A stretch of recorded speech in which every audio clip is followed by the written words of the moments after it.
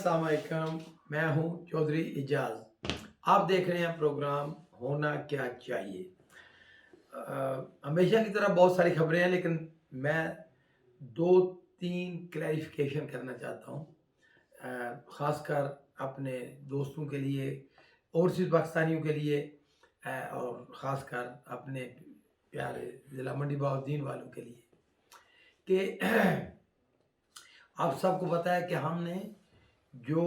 Job के सिलसिले में, ख़ासकर नौजवानों के लिए, आपको पता है ना कि जो कुछ भी मेरी इन्फॉर्मेशन होती है वो भी मैं सोशल मीडिया में शेयर करता हूँ, ताकि आप लोग बर वक्त अप्लाई कर सकें। और फिर अगर किसी के साथ नाइंसाफ़ी हो तो वो भी आप, बहुत सारे लोग आप अप्रोच करते हैं और मैं साथ जाता हूँ। ये नहीं है कि भाई वैसे जैसे टरखा दिया या टाल दी, या मैं खुद साथ जाता हूँ और जाके क्लैरिफाई करते हैं, चेक करते हैं कि मेरिट हुआ है। अगर किसी ऐसी सूरत हाल हो कि मेरिट ना हुआ हो तो वो भी आपको पता है कि हम आखिर तक जाते हैं। तो एक तो ये कहना था तमाम दोस्तों को कि जो भी हो, इसका ये मतलब नहीं है कि अगर आपने अप्लाई नहीं किया तो मैं कोई आपकी हेल्प कर सकूँगा, बिल्कुल नहीं। देखिए, और ये गवर्नमेंट तो बिल्कुल 100% मेरिट के ऊपर जॉब सब लोगों को मिल रही हैं। अच्छा, इस वक्त बहुत ज़्यादा जॉब आई हुई हैं, तो तमाम नौजवानों को मैं कहता हूँ कि आप अप्लाई करें, फिर मेरे साथ रब्ता करें और मैं आपको गाइड भी करूँगा। इसके अलावा जो ओवरसीज़ पाकिस्तानी हैं मेरे भाई दोस्त, तकरीबन जिसने मेरे साथ अप्रोच किया मुझे, उनके सब के, जिनके पासपोर्ट के इशू थे, वेरिफिकेशन के थे, किसी का ब्लैक लिस्ट में नाम था, तो जो ये मैं अल्लाह का शुक्र है, फ़ख्र से कह रहा हूँ कि जिसका था सब कुछ मैंने क्लियर करा के, या कुछ 2-3 जो प्रॉब्लम थे वो पेंडिंग है, वो भी आपको पता है जिनके डॉक्यूमेंट्स पूरे नहीं थे। तो नाज़रीन, दूसरी एक और बात कि अभी ओवरसीज़ में, जैसे मैंने पहले कहा था, आप देखें एक कोरोना की ये लहर ख़त्म होगी ना, तो आप देखेंगे कि इटली में, कनाडा में और बहुत पूरी दुनिया में बहुत ज़्यादा शार्टेज हो गई है मैन पावर की, और बहुत सारे जो नई जॉब और बहुत सारी अपॉर्चुनिटीज़ ख़ासकर नौजवानों के लिए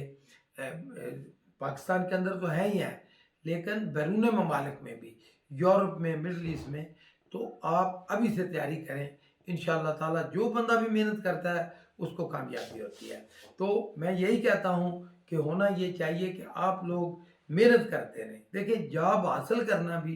ठीक है, पढ़ाई करना मेहनत है, जॉब को करना मेहनत है, मजदूरी करना मेहनत है, लेकिन जॉब हासिल करने के लिए तगो करना भी पाकिस्तान में मेहनत है। तो आप मेहनत करें और इंशाअल्लाह ताला जिस वक्त भी, जहाँ भी मेरी ज़रूरत हो, बिल्कुल आप मुझसे रब्ता करें। आपको पता है, सही मायनों में आप एक मैसेज भी छोड़ें तो मैं करता हूँ, लेकिन बेहतर है कि आप कॉल करें ताकि आपसे बात हो जाए, तो ताकि तफसील के साथ जो तबादला ख्यालात हो जाता है और समझ आ जाती है, और मैं समझा भी देता हूँ कि किस तरह आपने इससे आगे मूव फॉरवर्ड करना है। तो नाज़रीन, कल की जो सबसे जो आम खबर आई कल रात, वो थी अल्लामा खालिद जो रिजवी, बड़ा ही अफसानवी किरदार, खासकर सियासत में, और एकदम मशहूर होने वाले, और ख़ासकर जिसको कहते हैं ना कि आनन फानन जंगल की आग की तरह एकदम वो सियासत की दुनिया में भी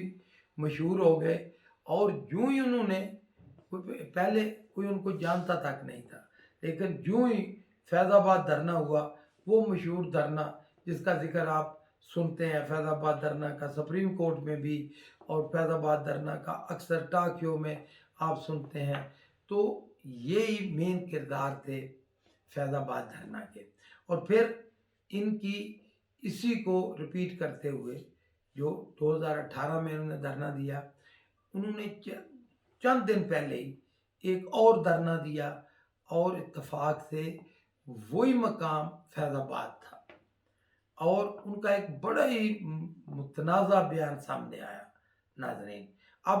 بے شمار، اگر آپ اسلام آباد میں رہتے ہو نا تو آپ کو بہت زیادہ جو ہے نا تھیوریز، جو ہے نا مختلف قسم کی سازشی تھیوریز اور بہت ساری چیزیں آپ کو ملتی رہتی ہیں۔ افواہیں بہت، کہ ابھی بہت ساری افواہیں چل رہی ہیں، مثال کے طور پہ کہ شیخ زائد لاہور جو ہاسپیٹل ہے،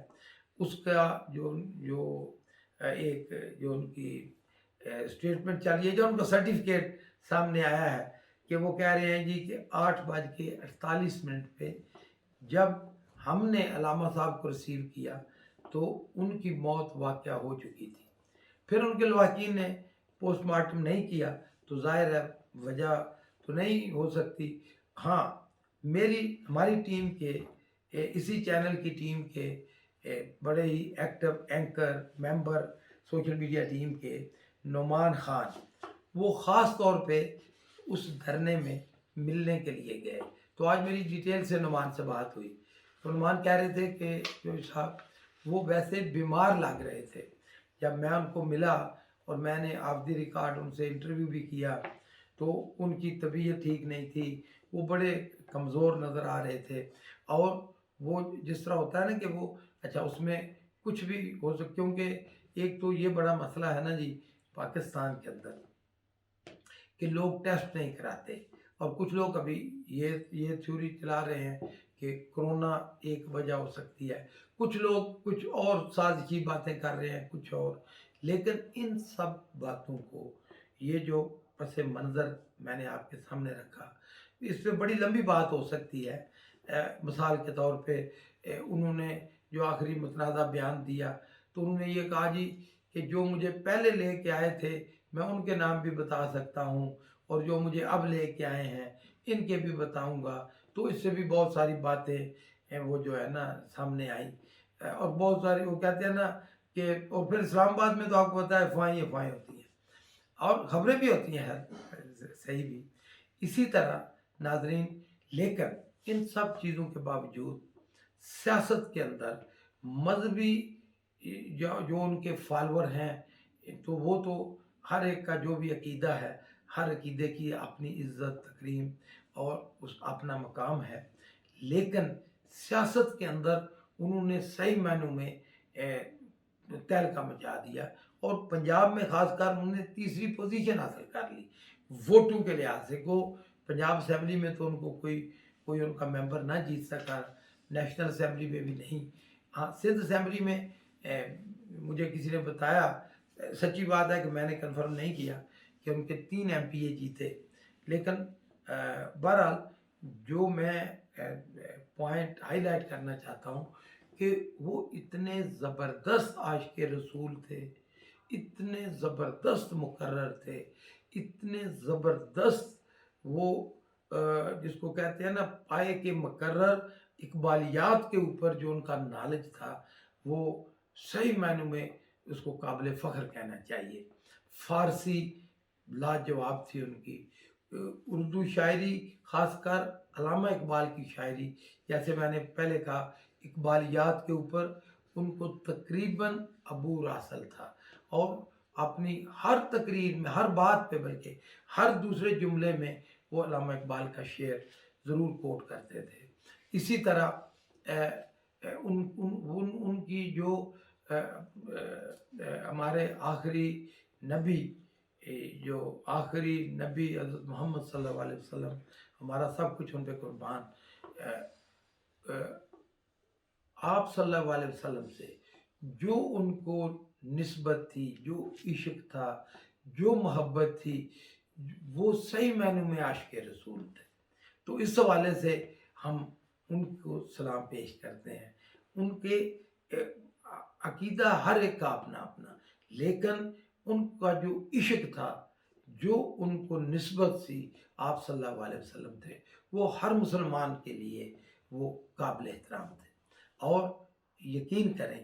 کہ جو ہی ان کے انتقال کی خبر آئی تو بڑا دل کو دکھ بھی ہوا۔ سیاست میں حالانکہ ہمارے اپنے سیاست میں ان کے کینڈیڈیٹ تھے، ہر حلقے میں تقریباً ان کا منڈی بہاؤالدین میں بھی ان کے کینڈیڈیٹ تھے اور بہت اچھے انسان، اور ہمارا ان کے ساتھ بڑا زبردست ابھی ہمارے بڑے اچھے تعلقات ہیں، اس وقت بھی بڑے اچھے تعلقات تھے۔ سیاست ہوتی رہتی ہے، لیکن علامہ صاحب کی خدمات خاص کر جو انہوں نے ایک ایک ایک ٹیم تیار کی، سیاسی ٹیم کی میں بات کر رہا ہوں، تو کہنا چاہیے کہ وہ بہت ہی اچھے مقرر تو تھے ہی، بہت اچھے جس کو کہتے ہیں ان کی بڑی اچھی مینجمنٹ سکل تھی کہ انہوں نے بڑی زبردست ایک تنظیم آرگنائز کر دی۔ اور پھر آخری میں نعمان مجھے کہہ رہے تھے کہ آخری جو ان کے سے ملاقات ہوئی، وہ بڑے کمزور اور افسردہ نظر آ رہے تھے، لیکن وہ اس وقت بھی وہ بیمار تھے، لیکن وہ بہت بڑا ہجوم اور بہت سارے وہ جو کہتے ہیں صحیح معنوں میں ایک بڑی تعداد وہ لے کے، اور وہ بھی اس فرانس کے اس ملعون کے خلاف جو ناپاک خاکے تیار کرتا ہے، اور فرانسیسی گورنمنٹ کے خلاف جو ان کا موقف تھا، اس کو آگے بڑھانے کے لیے انہوں نے زبردست احتجاج کیا۔ ہاں، جب انہوں نے دھرنا دیا تو لوگوں کو اچھا نہیں سمجھا۔ بہرحال اللہ تعالیٰ ان کے درجات بلند کرے، وہ اس دنیا میں نہیں ہے۔ ناظرین، یہ تو علامہ صاحب کے بارے میں تھی۔ ایک اور خبر آپ سے ضرور میں شیئر کرنا چاہتا ہوں، کیونکہ مجھے اندازہ ہے کہ ولاگ لمبا ہو گیا ہے، اور وہ یہ ہے، ہاں علامہ صاحب کے بارے میں ہونا کیا چاہیے، تو میں یہ کہنا چاہوں گا کہ ہر ایک عقیدہ اپنا اپنا ہوتا ہے، ہر عقیدے کی عزت ہونی چاہیے، لیکن وہ ایک اعلیٰ پائے کے مقرر تھے، ان کی عزت، ان کا نام احترام سے لینا چاہیے۔ ناظرین، جس خبر کو میں نے ذکر کر رہا تھا وہ ہے کہ آپ نے سنا ہوگا کہ پوری دنیا کی معیشت کو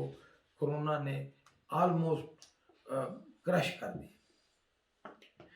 لیکن ایک جگہ پہ معجزہ ہوا۔ پاکستان کو تو اللہ تعالیٰ نے سنبھالا ہی، لیکن صحیح معنوں میں اگر کہتے ہیں نا کہ کسی قوم نے جذبہ دکھایا تو وہ چائنا ہے۔ ناظرین، ابھی دنیا کہہ رہی ہے، پوری جو سب سے معتبر جو میگزین ہے دنیا میں، جو اشاعتی ادارے ہیں، وہ سب تسلیم کر رہے ہیں کہ 2020 میں اس سال بھی چائنا کی گروتھ 4.1% رہی۔ ناظرین، یہ ایک ایسی سوچنے والی بات ہے